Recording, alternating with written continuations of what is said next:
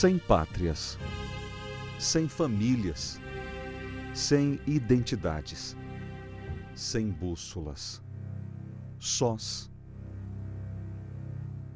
Nós somos excluídas completamente pelo salário, pela discriminação, pela condição social. Nós somos completamente discriminadas. A terceira idade ela é em si uma solidão, porque a pouco você percebe que todos vão desaparecendo, todos vão se afastando. A gente é um objeto inútil, entendeu? É um peso. Eu devia ter uns 5, 6 anos, quando eu ouvia meu avô falar que nós iríamos encontrar um tempo muito melhor. É verdade que nós tivemos avanços incríveis em muitas áreas, mas quando eu olho ao meu redor e vejo a situação em que nos encontramos, eu não posso deixar de pensar nas milhões de pessoas excluídas da vida social, econômica do país. Eu lembro de meu avô e não posso deixar de pensar, na verdade, se nós não andamos para trás. Idosos, negros, mulheres, deficientes físicos, homossexuais e muitos outros, privados de seus direitos essenciais, como cultura, educação, alimentação, por serem diferentes. Diferentes por não estarmos inseridos no sistema de produção. Diferentes, enfim, por não nos encaixarmos nos padrões estabelecidos por uma sociedade capitalista, branca, machista. Negra. Antes de ser empregada doméstica, eu já nasci negra. Então, toda a exclusão passa pela questão de sermos os descendentes de africanos no Brasil. Na nossa sociedade, os excluídos são, todos nós sabemos, são os velhos, os negros, as mulheres, as crianças. São as classes mais fracas. E, sobretudo, os dois polos, a infância e a velhice, que não são categorias produtoras, elas não produzem, né? Produzem muito pouco ou nada. A criança tem que ser amparada e a velhice também. Então, são duas categorias excludentes. A posição do velho no Brasil é uma posição muito precária. O cara ele fica desempregado, né?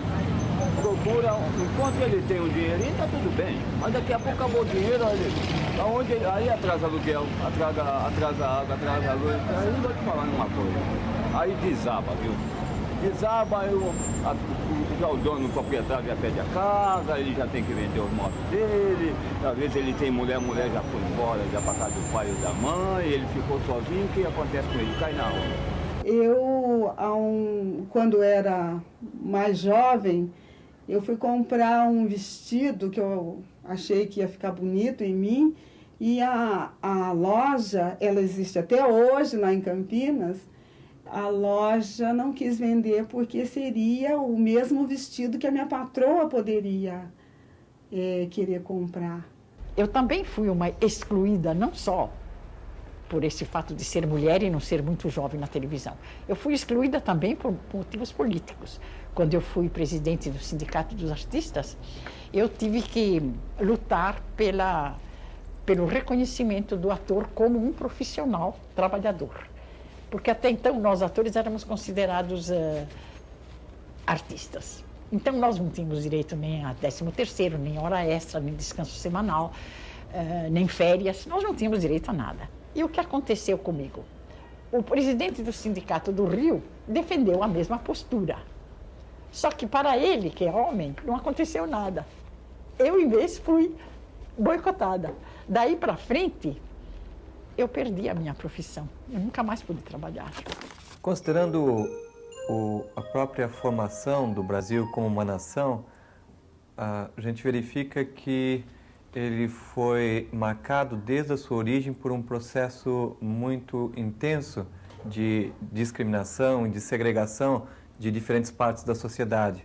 Havia um pequeno grupo de colonizadores europeus que vieram e se apropriaram de todos os recursos e que se utilizaram tanto de escravos negros importados da África quanto de indígenas apresados no território do país para serem a força de trabalho a partir da qual podiam se apropriar dos recursos encontrados no Brasil.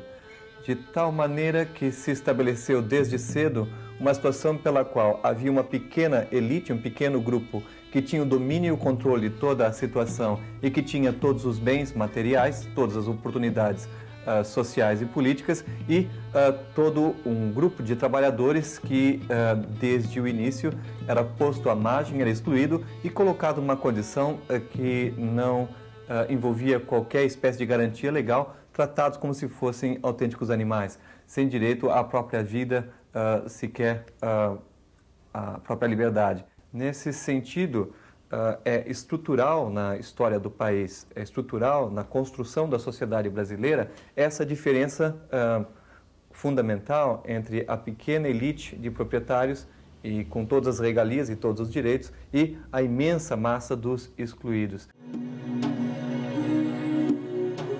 É deles que, em épocas de maior oportunismo, roubamos até mesmo as lágrimas e os olhares perdidos. Reviramos a superfície de suas vivências para fazer disso emoções efêmeras, passageiras, eleitoreiras, comerciais. Do tempo que eu ouvia meu avô para cá, muita coisa mudou realmente. Mas principalmente o que mais mudou foi o próprio homem. E talvez, de todas as mudanças, essa foi a pior de todas. Porque o homem perdeu a sua humanidade. Ele passou a se preocupar somente com o que quer, com a posse dos objetos, e esqueceu a sua relação humana com os outros. E isso nos levou a coisas horríveis e as histórias que acabamos de ver. As soluções existem. Elas estão aí para serem feitas.